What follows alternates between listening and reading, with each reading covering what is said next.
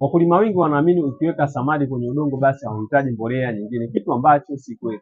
Samadi ni muhimu sana, lakini mara nyingi haitoshi peke yake kukidhi mahitaji yote ya udongo, hasa kwa kilimo hiki cha kisasa chenye malengo ya mavuno makubwa. Faida ya samadi: samadi yenyewe husaidia kuboresha udongo, kushikilia maji, kuongeza viumbe hai, kufanya udongo uwe laini na kusaidia mizizi kukua vizuri. Kwa kifupi, samadi hutengeneza mazingira mazuri ya mmea kukua.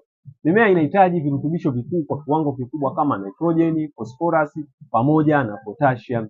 Changamoto ya samadi nyingi huwa hazina virutubisho vya kutosha. Hii hupelekea wakati mwingine haitoshi kwa mazao yenye mahitaji makubwa ya virutubisho kama nyanya, pilipili, tikiti, kabichi pamoja na jamii hiyo.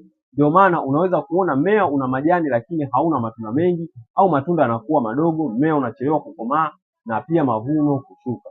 Faida ya mbolea za viwandani: mbolea za viwandani zenyewe zinatoa virutubisho kwa haraka na kwa kiwango sahihi. Mfano, mbolea za nitrogen zenyewe zinasaidia katika ukuaji wa mmea, na mbolea za phosphorus zenyewe zinasaidia mizizi pamoja na maua. Mbolea za potassium zinasaidia ukuaji mkubwa wa matunda na uzito wa matunda na kufanya matunda yawe bora.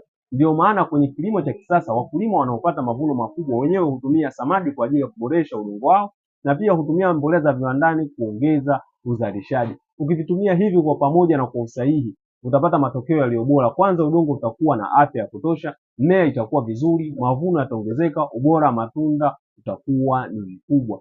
Samadi ni msingi mzuri wa udongo, lakini kwa kilimo cha kisasa chenye malengo ya mavuno makubwa, usidanganyike kuamini samadi peke yake inatosha. Mbolea ya viwandani pia inahitajika kwa kiwango kikubwa. Huo ndio umuhimu wa kutumia mbolea za viwandani na pamoja na samadi. Karibu Shombe Investment, uje ujipatie kile kilicho bora zaidi. Karibuni sana.